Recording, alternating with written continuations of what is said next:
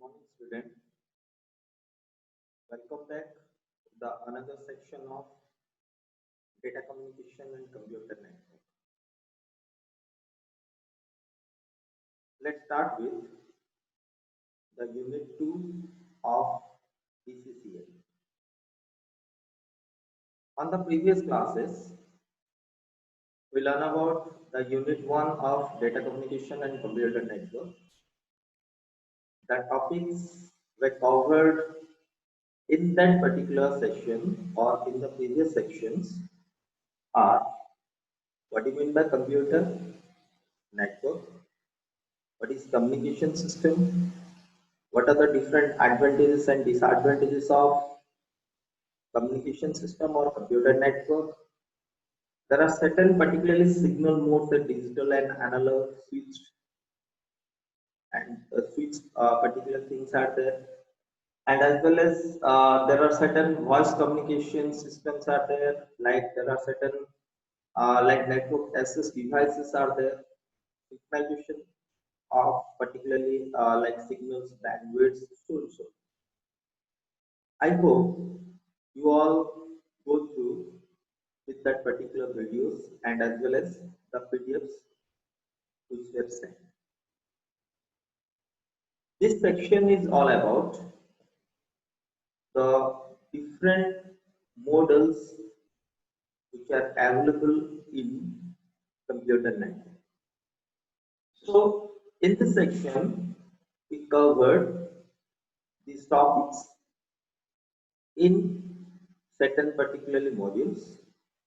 Like there are certain concepts related with what do you mean by layer protocol and goals of layer protocols. What are the different problems or why the problems there with network design, how to solve that thing. And the last, that is called OSI model. So this section is all about these four topics. We can divide into certain parts because it is not possible to cover in a single section. So let's begin with some of the topics. So first of all, what do you mean by layer protocol? I do know that protocol is nothing, it is a set of rules which can be widely implemented for communicating data from one system to another system, that is called for the end users.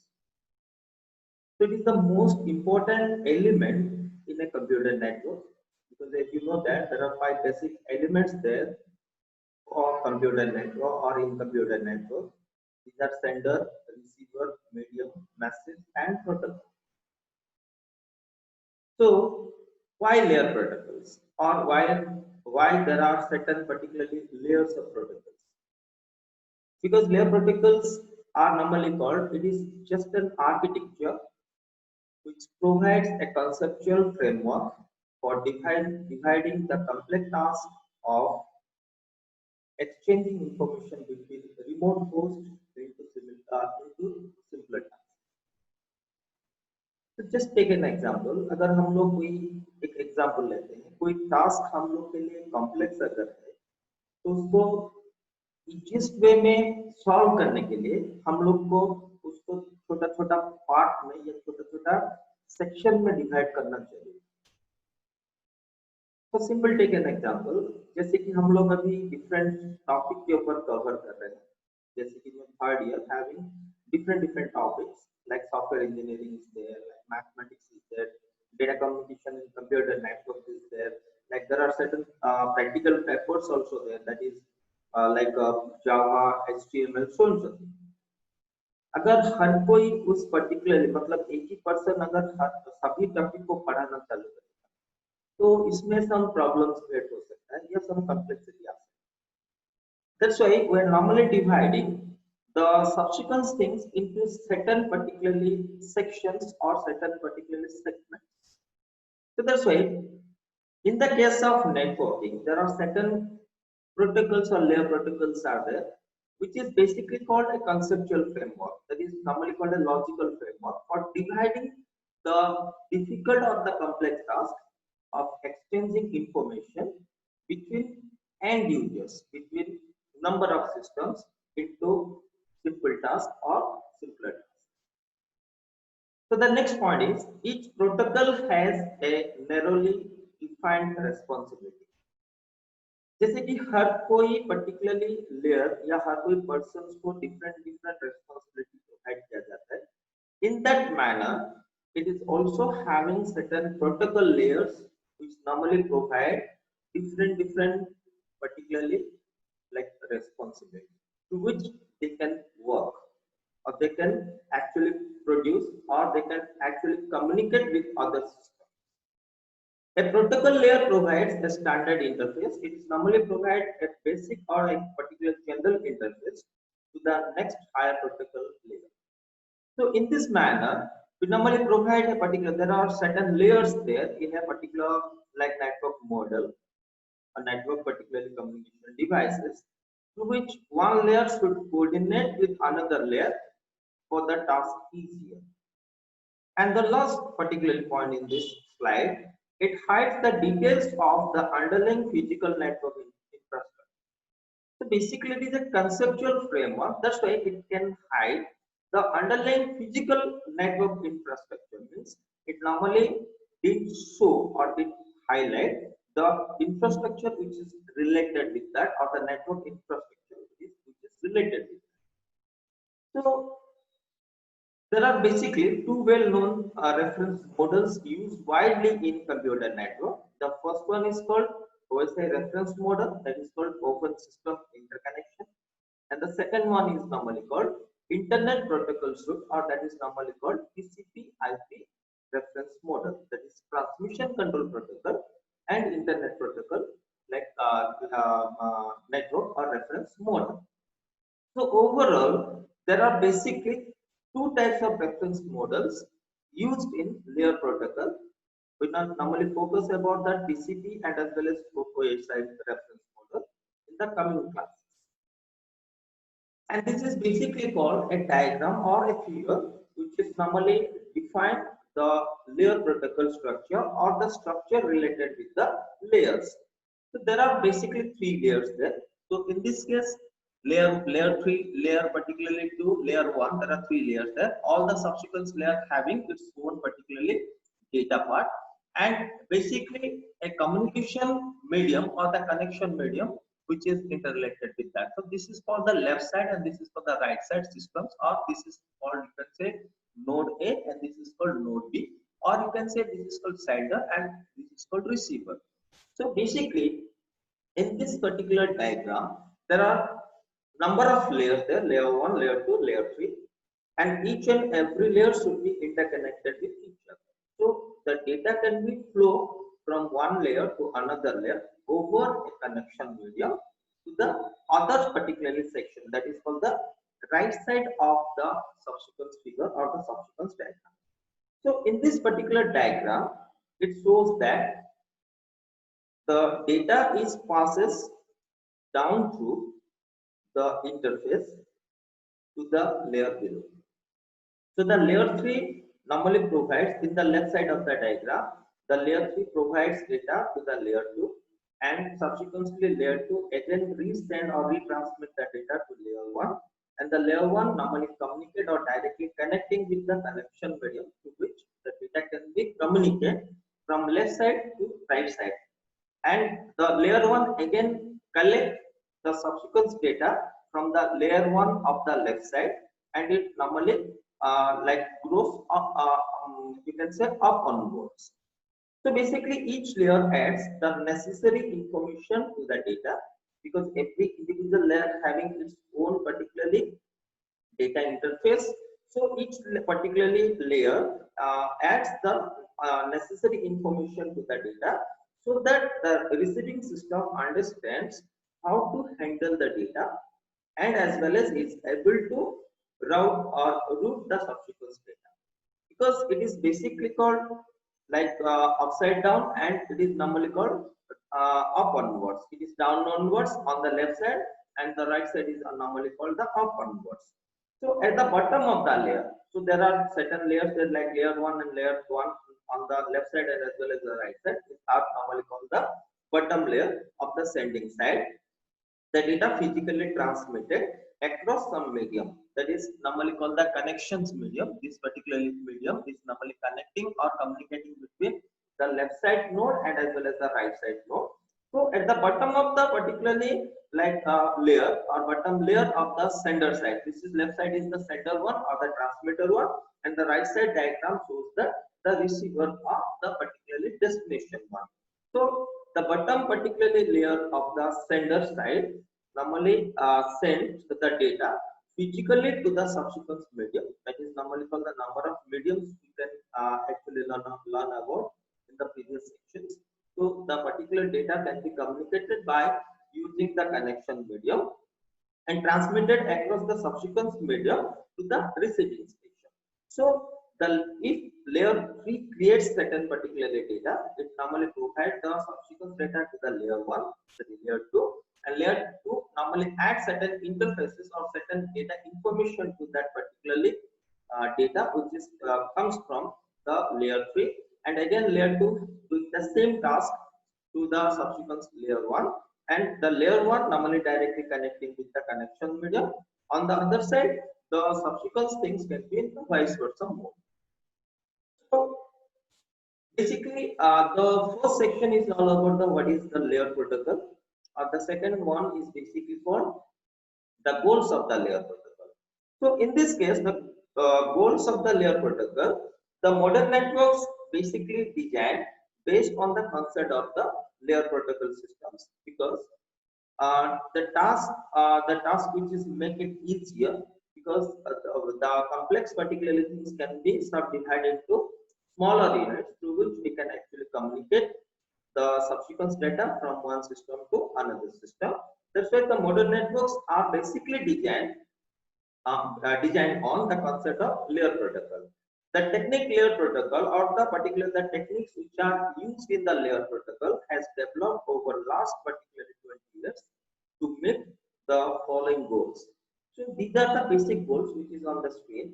So first of all, to provide the logical decomposition of the of a complex network into smaller and as well as the understandable layers. So it means the decomposition is basically called the divide of the complex particular network into smaller networks.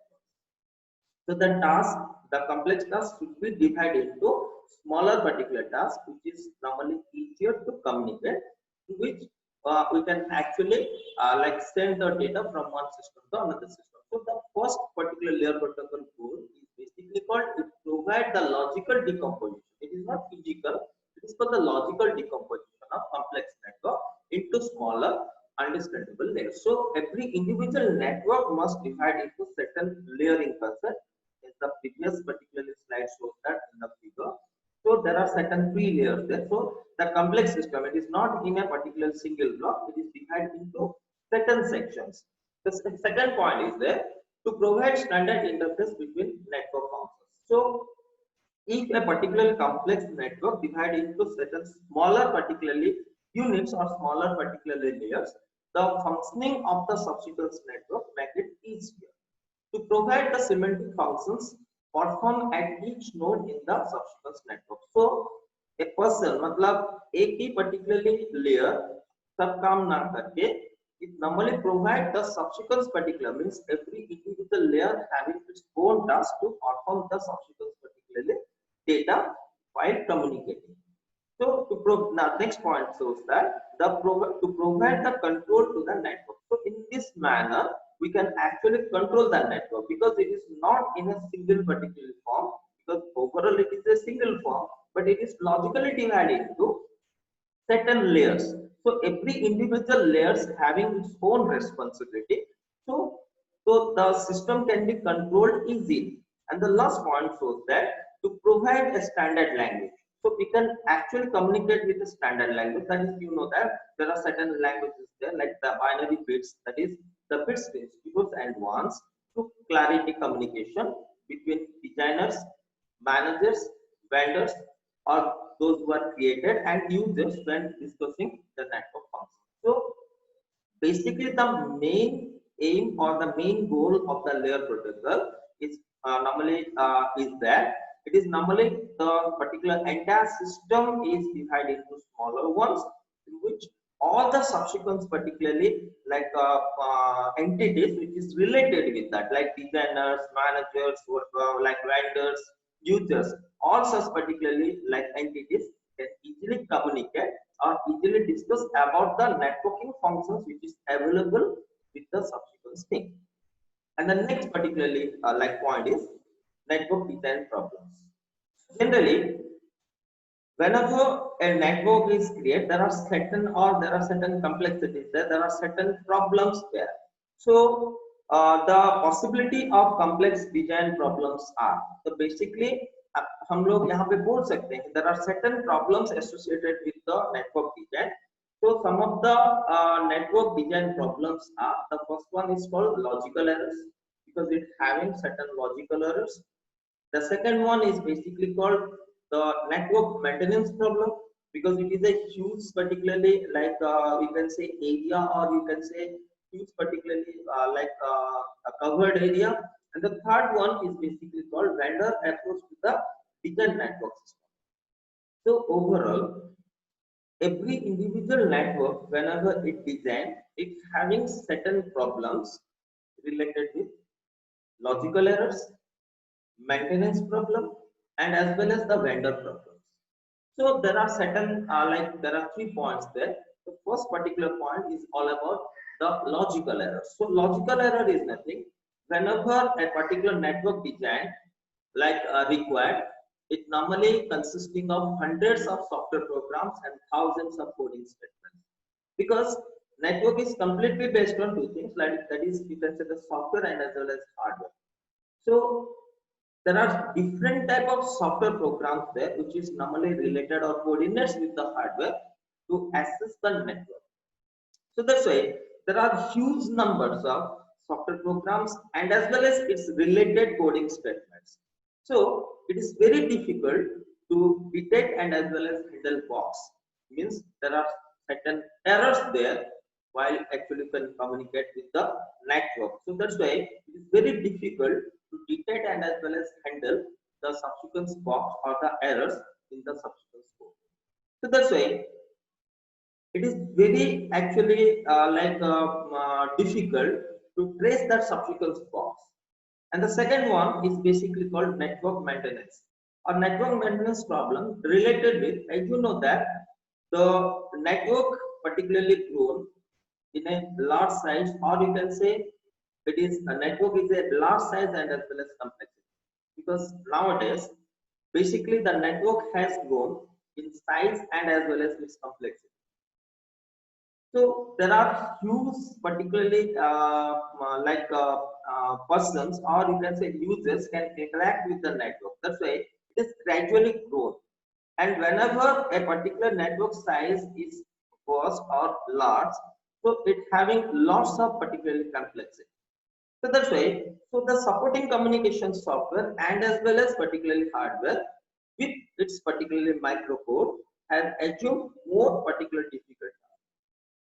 So the devices which is related with the network, either it may be related with the hardware components or it may be related with the software component, to which we can actually coordinate. So the software and as well as hardware like components which is available with the network is very particularly the subsequent code which is related with that, it is very difficult to handle that particular thing, because it grows inside and as well as particularly it grows the subsequent code inside the network which is related with the functions. And the third point is basically called many networks have designed without any standard and as well as have poorly defined the interface.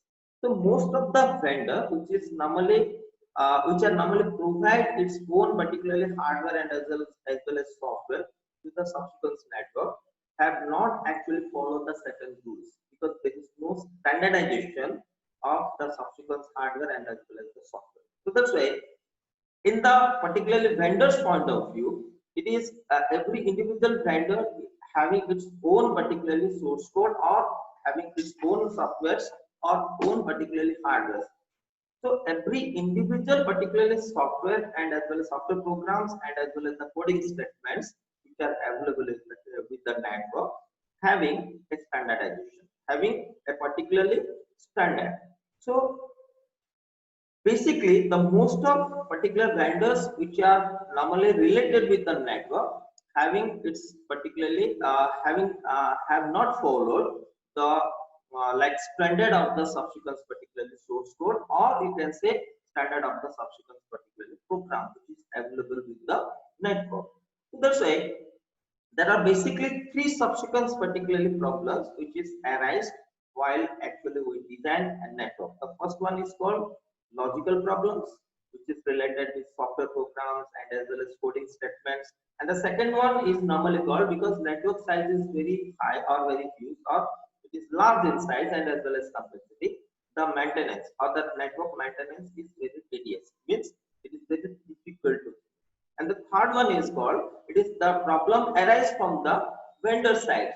The vendor is nothing, those who particularly organizations or those entities who develop certain particular software and as well as certain programming code for the net.